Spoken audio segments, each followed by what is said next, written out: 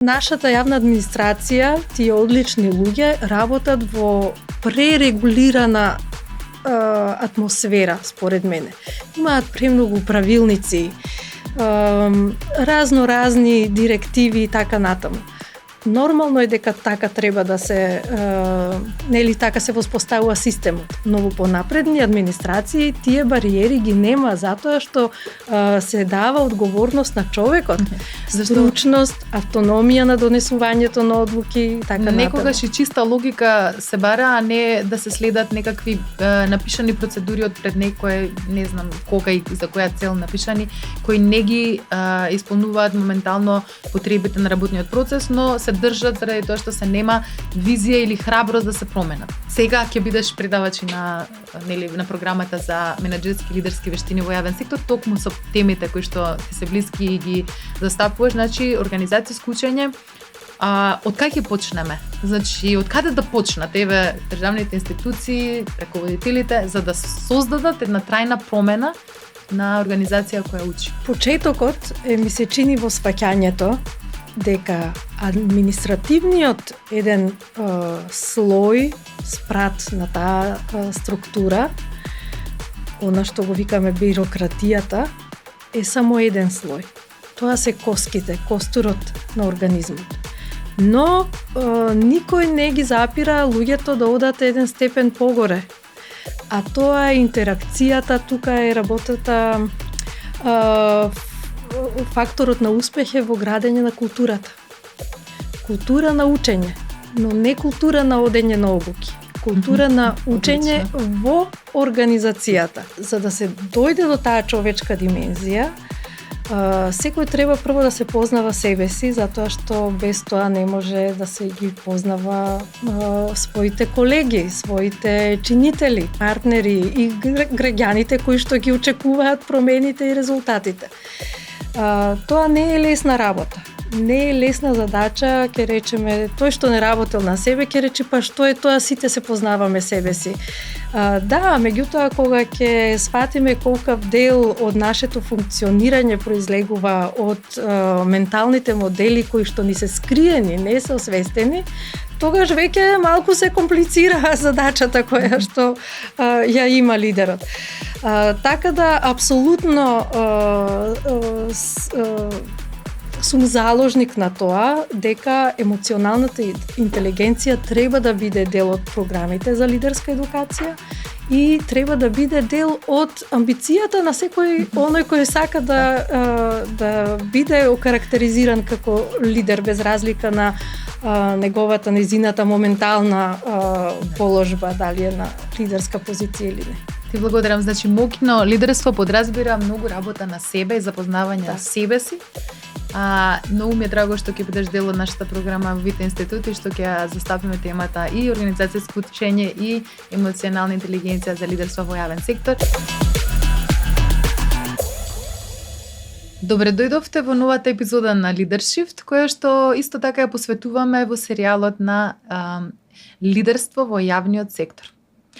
Овој пат многу повеќе ќе зборуваме за развојот на организациите, односно дали институциите од јавниот сектор можат да бидат, да прераснат во организации кои учат, се менуваат и создаваат промени кои ќе бидат одржливи на долг рок, каков профил на лидери се потребни за иднината, или ќе останеме заложници на бирократија и отпор кон новото. Мојата соговорничка денес е на некој начин наш меѓународен експерт, Наташа Илиева-Ацевска. Кариерата ја однесе подолг период да работи во Словенија, во Љубљана, како дел од тимот на Центарот за извонредност на финансии, ЦЕФ, кој што е една меѓународна организација или тренинг центар, формиран од министри за финансии и гувернери на народни банки, кои што во Европа, Југоисточна Европа и Азија веќе, спроведува едукации за јавен сектор, претежно за финансиски институции. Имавме тука соработка и дефинитивно мислам дека е човекот со кој што можеме да ги отвориме темите како се градат овие капацитети организацијски, но пред се би дала можност да се представи. Наташа, повели кое е твоето патување кое те донесе денес тука, а секако и кое те однесе во Љубљана и која беше твојата мисија таму? Така. Најпрво да се заблагодарам на поканата, Христина. Ние се запознавме преку работата и некако покажуваме дека кога има професионалност, љубопитност за темата која и двете ја сакаме, лидерството и нашиот однос така се гради и долги години. Ти благодарам што остануваме навистина добри соработнички и пријателки. Да, и уште повеќе, нели ќе бидеме, да. Така. Во Љубљана отидов во 2017 година, после веќе едно долго 15 годишно искуство работа со јавниот сектор, но од страната на оние меѓународните организации и консултантските куќи кои што помагаат да се направат реформите во јавниот сектор, така што работите сум ги посматрала секогаш однадвор, но многу блиску. Работев на пилот проекти за пренос на данокот на имот, како надлежност од централно на локално ниво. Понатаму 7 години работев во НАЛАС, тоа е мрежа на локалните, на асоциациите на локални власти на југоисточна Европа и почнав да ја пополека да ја споредувам Македонија со останатите соседи, со земји кои што ни се блиски и да се заразувам со тој регионален вирус, затоа што ги сватив сличностите и разликите меѓу нашите земји. Меѓутоа, во одреден период помислив дека можеби регионалната работа не произведува доволно резултати на теренот каде што се случуваат работите. Па работев во UNDP, повторно на локална самоуправа, но потоа излезе таа шанса за Словенија. Сакав да видам како е да се живее во таа Европа, што таа Европа која е наша аспирација значи. Инаку сум магистер по европски студии, па имав љубопитност и од таа страна. И најважно од се, дали јас можам да работам во европска средина како македонка. Да. Одличен кариерен пат и поготово затоа што не само што работеше долги години, него и сега соработуваш затоа што твојот квалитет и релациите секогаш се оставаат трага на долг рок. Еве и со нашата соработка, но сакав баш Словенија спомена и баш таа регионална споредба. Ние најчесто како репер, поготово и за јавен сектор, за организираност, за чистота, за свесност за државата, за државниот сектор, сме ја земале Словенија. Можеш ли малце да ни го доловиш тоа се живееше тамо и големината на земјите е тука некаде? Како ти успеваат да се на тоа ниво? Што е тамо тоа некој императив по кој што тие се водат и кој што го обезбедува тоа ниво кое што ние се стремиме, не можеме се уште? Така. Првата недела од мојот живот таму почувствував мир и се прашував од каде произлегува овој мир. Мирот произлегуваше, подоцна сватив, од тоа што кога одам по тротоар, резервирано ми е местото како пешак. Нема автомобили. Велосипедите, исто сум велосипедист, имаат место за поминување. 9 километри во еден правец, патував секој ден на работа и 9 назад, неометано од сообраќајот. Воздухот чист и нема ѓубриња кои што ме нервираат.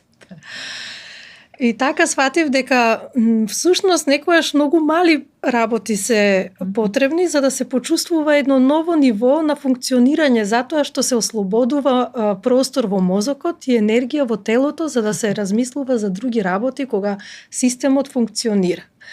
Но Словенија е многу различна од нас. И многу слична и многу различна. Јас очекував да бидеме послични. Но ние мора да разбереме дека е Словенија земја која ја завршила својата транзиција. Имале храброст да ги направат реформите. Нивната економија произведува многу пософистицирани производи од нашата економија. И сето тоа имало влијание на луѓето. Тоа е интерактивно и луѓето го создале системот и го пренеле преку таа транзиција, но и при тоа они растеле во тој процес. Сега јас таму прашував од каде ова култура на учење, како дошла? Ние произлеговме од иста земја. Зашто не го гледаме кај нас истата љубопитност?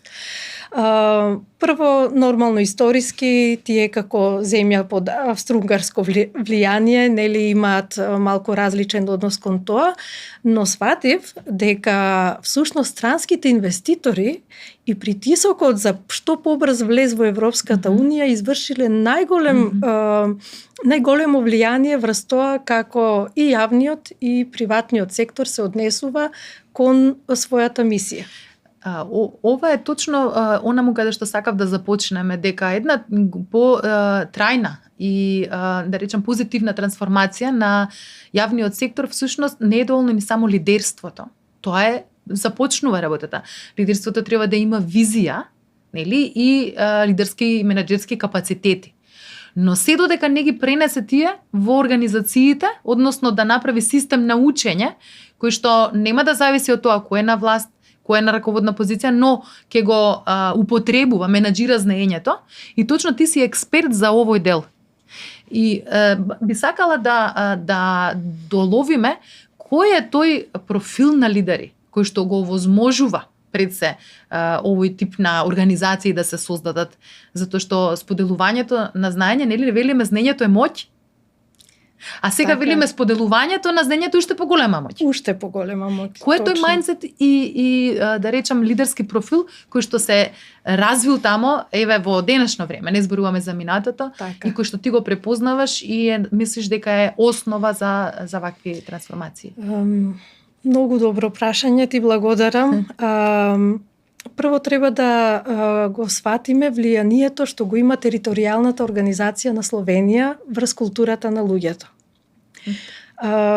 Познато е дека Словенија ги одржа своите мали заедници, селата се активни и работат, патната инфраструктура е многу добра и луѓето остануваат најчесто во она место, мало градче, село или поголем град каде што се родени. И оттаму патуваат ако треба до некој друг град, доста се мобилни. Но што значи тоа? Самото размислување нивно не оди кон центарот. И тоа се одразува на други вакви шаблони на размислување. Тие се една земја каде што заедницата игра голема улога. И се гледа напредокот на заедницата наспроти поединецот. Иако зборуваме за едно доста развиено капиталистичко општество. Но чувството кон заедница води до тоа самите лидери да се однесуваат и поинаку. Тоест да ја сваќаат важноста дека на моќта на групата. И тука кај нив работата во тимови е многу поизразена отколку во земите во регионот. Може би тоа е еден дел од успехот. Во нашиот разговор, кога се подготвувавме за подкастот, баш спомена таму не се чекаат херои лидери за да ја направат промената. Се активира тимот и тука, значи, моќта на лидерот е во активирањето на тимот. А што треба, каков ментален склоп, какви ментални образци треба да имат лидерите за да може да активираат тим? Дали е тоа нешто што се раѓа човек со истото? Или кое што се развива понатаму низ неговиот професионален и личен развој? Така. Па мислам дека полека и кај нас времето на херои и лидери поминува. Не може да се роди човек дури и да има природни склоности. Обично екстровертите се нели по храбри да станат лидери. Но тоа е некако сепак само дел од приказната. Она што го прави човекот лидер, јас мислам е прво искреноста кон себе и кон другите. Тоа носи интегритет. Второ, нема искрен лидер кој не има јасна визија. И таа визија не смета дека својата визија треба да ја пренесе на другите и тие да го следат во неговата или нејзината визија, туку едноставно визијата се гради како дел од интеракцијата на групата. Еве, да земам пример, Македонија постојано има некои реформи на агендата. Ние сме во постојан перпетум мобиле на реформирање и разни промени во општеството. Но ретко кој од нас, се вклучувам и јас себе си тука како граѓани на земјата, разбираме што значат тие реформи во смисла која е таа посакувана состојба која што ќе ја донесат. Премногу се фокусираме на активност за активност и не ја сваќаме доволно визијата за секоја реформа поединечно. Инаку не сакам да зборувам за визија за развој на цела земја. Но да почнеме од тие промени кои што јавниот сектор треба да ги направи. Дали овде алудираш на тоа дека е многу повеќе потребна едно вртење на сите во лидерска улога кон себе, затоа што спомена свесност за улогата и за својата ментална рамка, за својата визија која не треба да го доведе лидерот до тоа да гледа на секоја ситуација црно и бело. Ми одговара, не ми одговара. Туку да гледа објективно и да овозможи размена на различни мислења од колегите, затоа што тоа е новиот тренд на лидери кои што треба да се отворени, да не влезат во таа вечната дилема дали е полуполна или полупразна чашата, но што треба за да се развива во тој дел еден човек кој што претендира да биде таков лидер. Какви се тие развојни програми, ги возможуваат ли развиените земји, институции или тоа е оставено само на себе? Така. Велат додека оптимистот вели дека чашата е полна, песимистот дека е полупразна, нели? Прагматичарот ја зема и ја пие содржината на чашата. Значи, мора малку да се освестиме дека мора да бидеме побрзи, попрагматични и подиректни во активностите кои што ги правиме. И кон тоа треба да целат и програмите за развој, нели, на лидерството и лидерските вештини. Меѓутоа, не е толку едноставно. Што треба за некој да се охрабри да ја испие содржината на чашата, нели? Може би е отровна. Треба да, значи, шегата настрана, современите програми за лидерство ги спојуваат техничките и нетехничките аспекти. И покрај тоа што работат на врвна техничка стручност за темата, некоја реформа, работат и на тоа градење на интегритетот, храброста, отпорноста кон ризици, отпорноста кон влијанија кои што се негативни од страна на околината, нервирање.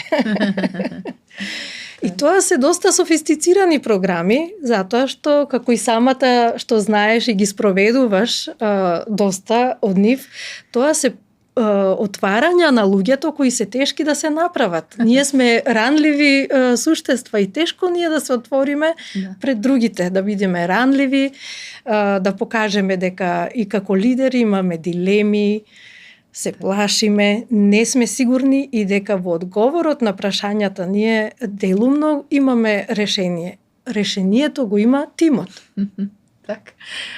Точно, јас и многу бев пријатно изненадена кога, бидејќи пред 7 години кога ја напуштив Народната банка и отворив консултантска куќа, нели приватна консултантска куќа Вит институт, вие тогаш ме повикавте, значи и имам соработка и со директорката и со другите колеги твои, со тебе исто тука имавме еден настан за јавен сектор, за државна ревизија, за лидерство. И јас ви реков, ама вие знаете, јас веќе не сум во Народна банка, ние претходно соработувавме затоа што бев активна и во делот развој на човечки ресурси, јас сега сум во приватен сектор. И вие тогаш ми рековте, точно ти мислам дека тоа ми го кажа, па токму затоа те бараме. Нас не се Така. потребни свежи перспективи, ние согледуваме дека водењето на јавен сектор бара лидерство кое што можеби полесно се создава во приватен сектор или некои концепти може да се пренесат со умешност и дека сега ти си била на двете страни и можеш да ни помогнеш да ги приближиме до представниците на јавните институции. И сега морам да кажам, тоа ми е едно огромно задоволство кога предавам во Љубљана, затоа што се таму земји од југоисточна Европа и на позиции луѓе каде што можам да споделувам вакви концепти кои јас лично се надградувам, како што еве и сме заедно во сето тоа и ја правиме и целата организација на едукативните програми сега што ги нудиме во Вита институт. Сето тоа е проактивност, меѓутоа дека можеме, концептите се тука, познати се и дека може да се пренесат во јавен сектор и од кај нас некои интересни примери и приватен сектор и во други земји. Значи дека сепак храброста на тоа да излезеш и да пробаш, да видиш како ќе биде, но и некој да има визија дека тоа е потребно. Тоа е нешто што сега во јавниот сектор многу недостига, за да се отвора да видат што може да научат приватен сектор, кои се тие трендови на промена во тие лидерски стилови и зошто толку многу зборуваме за таа емоционална интелигенција, што тоа носи на луѓето. Затоа што сите тие програми низ кои јас сум поминала и ти и кои сега ние ги предаваме, кои се за лично зајакнување на луѓето во менаџерската функција и за да може да имаат помоќна лидерска улога. Би сакала да те прашам, да, вие имавте тука соработка како ЦЕФ, малце ќе те навратам на тој дел, и со вакви лидерски програми во јавни институции од финансиски карактер, нели министерства, Државен завод за ревизија. Имаше ли некои придвижувања после тоа? Меревте ли резултати после вакви програми, дали делуваа позитивно или било како на слушателите и на институциите? Имаше и тоа ни даде поттик во таа насока да ги развиваме програмите. Тоа се случи во координирањето на програмите за економски реформи, кои што се дел од процесот на европска интеграција, тоа е економската конвергенција, и тие се програми предходнички на реформската агенда. Се случи регионален проект за зајакнување на капацитетите за изработка на тие програми, каде што јас како дојдов од регионот и бев проектен менаџер, тоа беше мудер потез од страна на ЦЕФ. Меѓутоа, јас и ЦЕФ имавме слична визија, дека техничката страна кај нашите луѓе не недостига. Недостига можеби асертивноста, недостига координираноста и недостига меѓугенерацијската соработка во тимовите во нашите министерства. Почнавме да нудиме паралелно технички и обуки за лидерство, координација, пишување, да. И кога излегоа резултатите од мерењето на Европската комисија, само по година и пол сите земји имаа повисоки резултати отколку пред почнување на вакви обуки. Меѓутоа, тука немаше дилема ни кај мене, тие луѓе беа полни со знаење. Немаа простор да зборуваат, да се изразат и да покажат колку знаат. И општо јас морам да кажам, секогаш кога имавме и предавачи и учесници од Македонија, кога ги слушав, јас толку бев горда, затоа што има знаење кое може да се пренесе. Простор треба. А што е лидерството? Индивидуалното лидерство е токму тоа, да го почувствуваш тој простор околу себе во кој можеш нешто да направиш и да го направиш чекорот. И да направиш едноставно, да не мислиш на ограничувањата. И ако го пренесеме тоа и на колективно ниво, зашто би било различно? Ние имаме простор за развој во оваа земја. Так. Треба да го направиме исчекорот. Се согласувам апсолутно со тебе дека и јас исто сум сретнала и сретнувам и ден денес и познавам во јавен сектор професионалци врвни. Пред се јавниот сектор ти дава многу можност да учиш и да напредуваш професионално.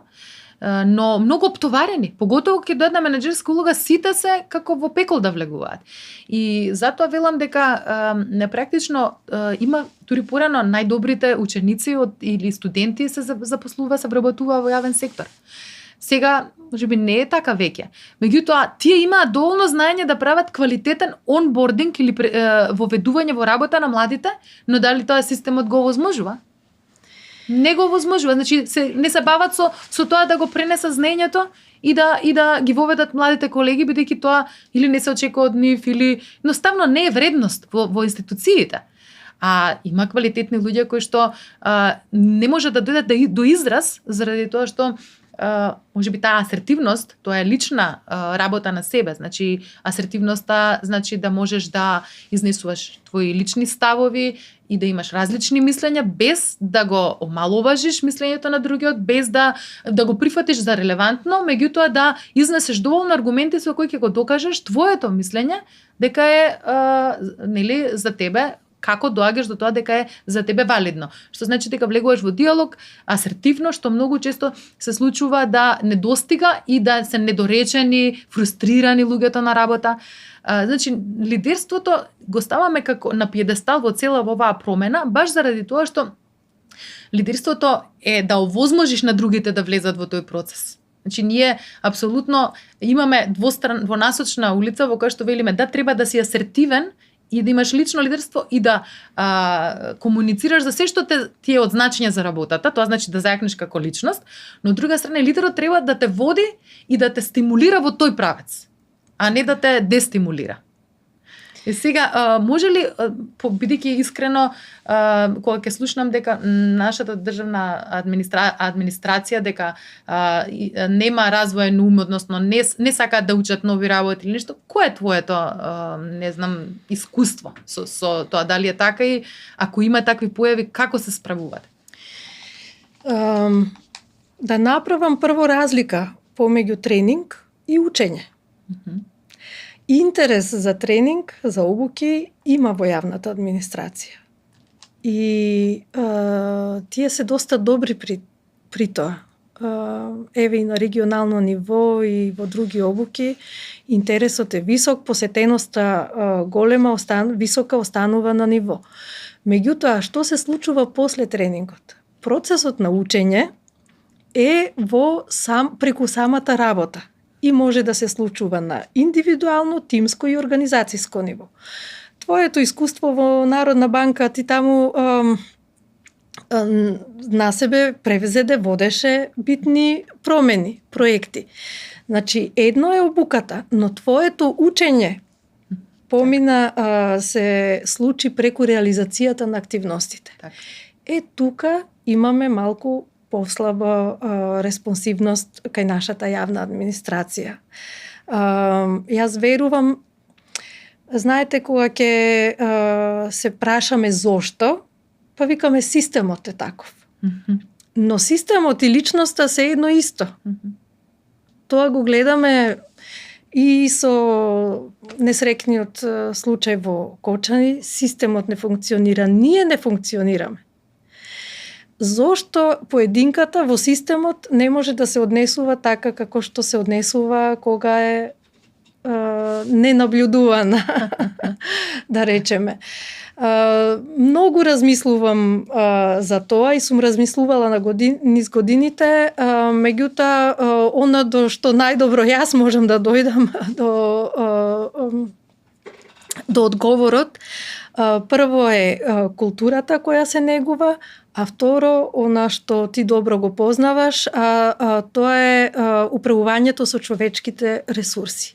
Се додека не го ставиме управувањето со човечките ресурси како стратешка функција во јавниот сектор, нема да има промени. Затоа што раководителите за човечки ресурси не треба да бидат администратори на вработените. А може ли ајде да видиме по неколку процеси што значи стратешка улога на HR во институција, за разлика од оваа административна. Малку да појасниме што тоа значи у пракса. Така. За мене тоа значи прво обезбедување на меѓугенерацијска соработка и пренос на знаење. Второ, организацијско учење. Што значи организацијското учење? Прво, комуникација. Огледување на проблемите и дискусија за решавање на конкретни ситуации.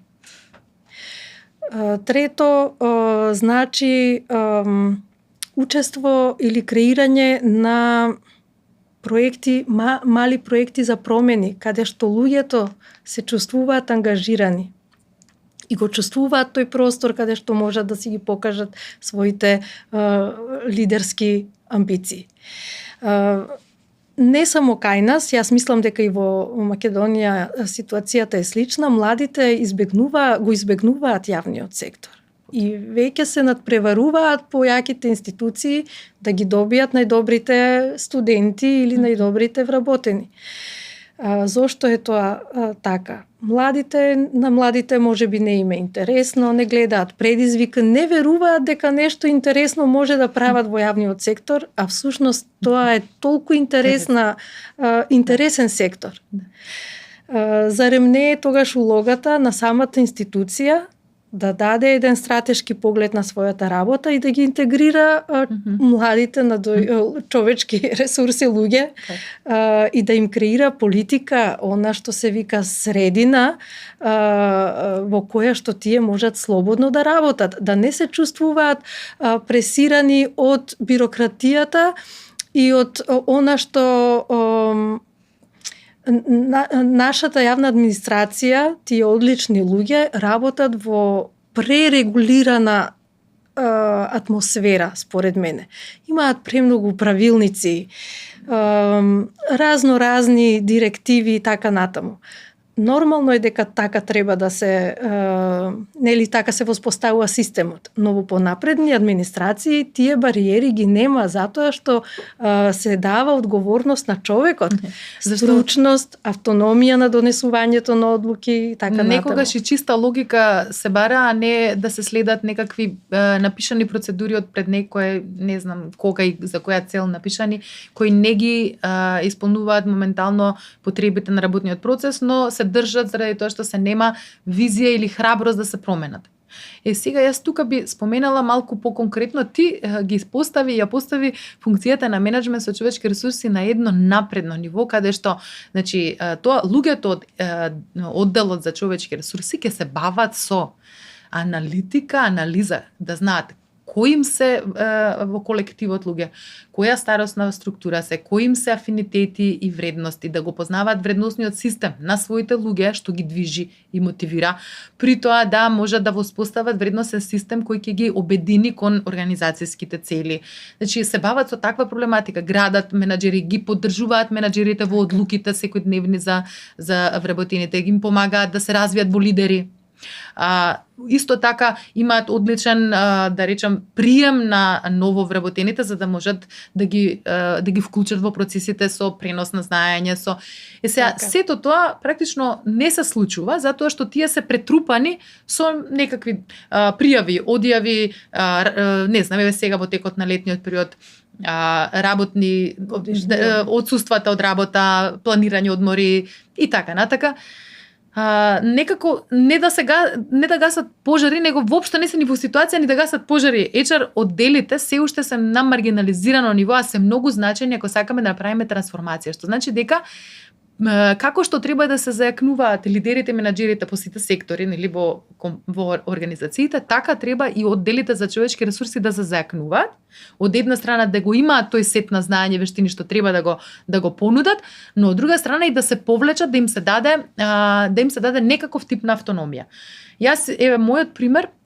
Во Народна банка имаше една интересна ситуација каде што целосно ми се даде можност да го покажам своето знаење и лидерство.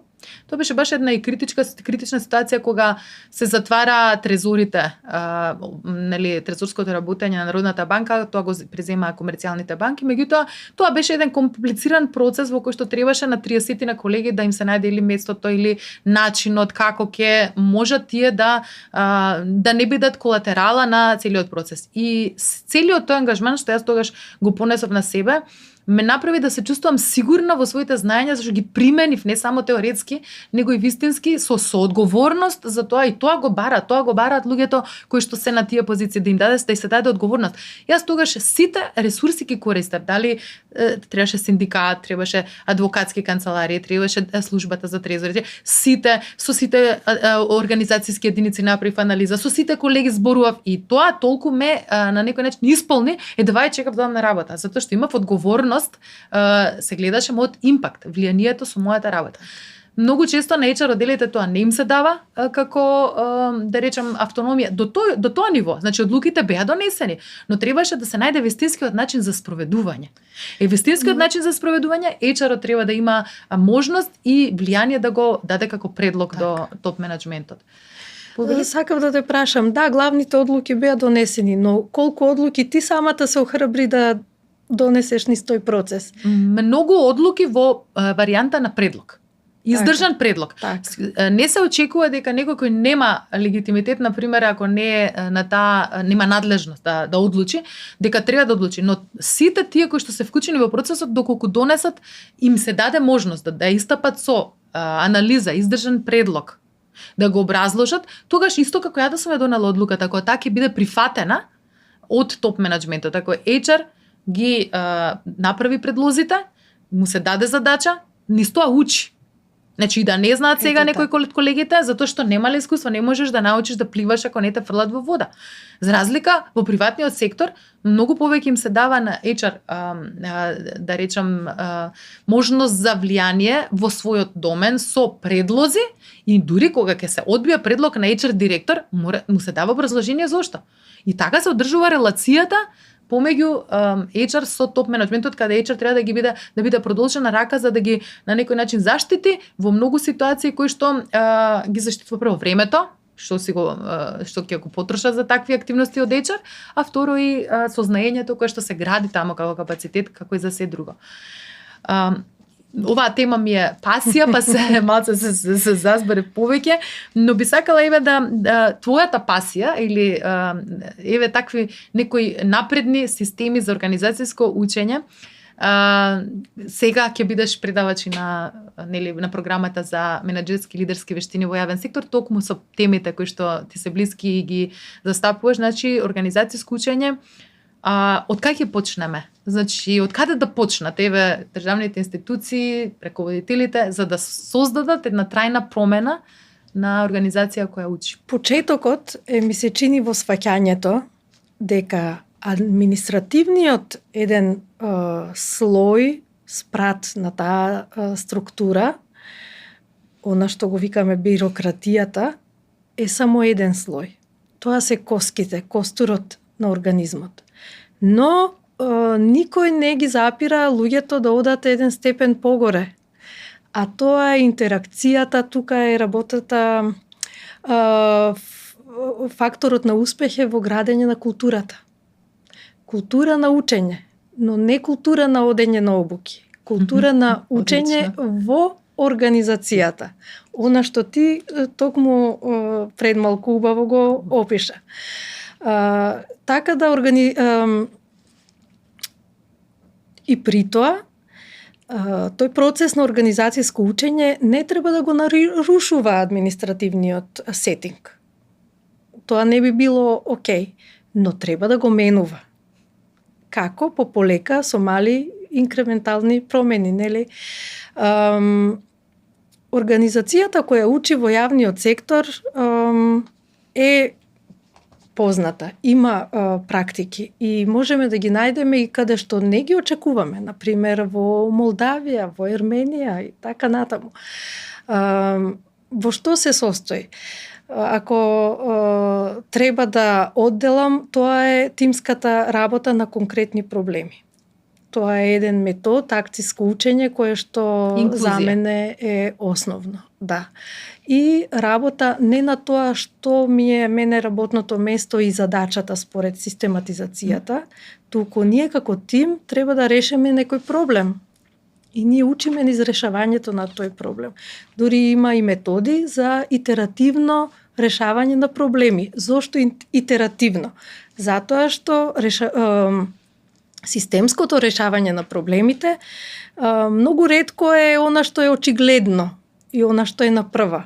Лесните решенија обично носат уште поголеми проблеми во иднина. Па затоа се прави итерација кога проблемот се разгледува, се собираат мислења, се вклучуваат стейкхолдери, се остава простор да се размисли. Повторно се прави размислување за проблемот, се носат решенија, се оди еден чекор понапред на еден вид нацрт или модел на решение. Повторно има повлекување. Па повторно се собираат заедно со стейкхолдерите, со чинителите од околината. Може ли едно прашање, мала дигресија? Имаат повеќе од 8 часа работно време овие институции, нешто повеќе од 24 часа во денот, пошто нашите луѓе тука цело време немаат време. Немаат време да делегираат на луѓето кои им се во тимот, а камоли ваков процес на континуитет да одржат за нови решенија. И сега тука како е можно да се одвои тоа време?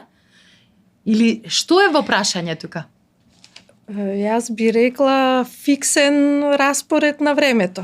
Јас би рекла секој во јавната администрација да има електронски календар кој што ќе биде пополнет за барем месец напред и сите да се држат до тој календар. Да нема адхок интервенции, ургенции и така натаму. А времето за гасење пожари нормално треба да се предвиди, но тоа ќе се случува во времето определено за тоа. Строгост во тајм менеджмент. Ние значи зборуваме, кога зборуваме за тајм менеджмент и како го исполнуваме времето е најчесто не исполнето од нашите навики и воспоставени начини на работа, соработка, размислување, стратегии. И ние кога велиме да излезе од комфортна зона некој, точно тоа значи да воспостави систем на предвидливост кога одредени активности кои се значајни за да ги вметне како нови навики. Така. Ке ги практицира, па после известно време тие ќе влезат во неговата рутина. Така. И кога зборуваме за организацијското учење, викаме има ука и одука. Значи, треба да мислиме и на работите кои што треба да ги заборавиме, не само новите што ќе ги научиме. Една од работите што треба да ги заборавиме е дека можеме да го поминуваме времето во некоја лебдечка ситуација, туку дека треба можеби поструктурирано да го планираме и да управуваме со времето на повеќе нивоа и на повисокото ниво на раководители, но и кај извршителите. И тогаш таа предвидливост исто така ќе ослободи еден голем простор во мозокот и енергија кај луѓето. Јас морам да споменам уште порано кога бев и дете, ќе дојде од диаспората некој, да речам, во Австрија имав конкретно другарки или и во Словенија и сега ќе ми кажат, леле, колку кога отишле да живеат таму били изненадени што некој им рекол, ти дојде ненајавено, сега, а замислете во работно време ти дојде сега ние ненајавено ми закажуваш состанок без да ме претходно најавиш, извини, имам своја агенда. Меѓутоа, таа асертивност кај нас не постои. Ради релации, ради, хајде да не нарушиме атер некаков, ние не се впуштаме во нешто што ќе ни го поремети распоредот не само тој ден, него и цела недела можеби. Така. И значи словенците и европјаните се малце повеќе фокусирани на нивниот план, не дозволуваат многу да им пореметат. Меѓу другото, како рековме, може меѓу себе нема да се толку, да речам, држелјубиви како ние, ама ќе се загрижат и како дали ќе биде чиста улицата, дали ќе биде редот испочитуван, бидејќи си имаат некој компромис да високите, да речам, интереси на национални или организацијски, кои што ги држат цело време заедно. Значи, не личниот толку го става тој организацијски интерес. Што може да научиме тука? Види, малку е и културата во прашање, не малку повеќе. Ние ја имаме таа прекрасна медитеранска култура која што е исто и наше богатство. А во медитеранската култура човечката интеракција е на прво место. Тоа е многу вредно. Не треба да речеме дека треба да се заборави.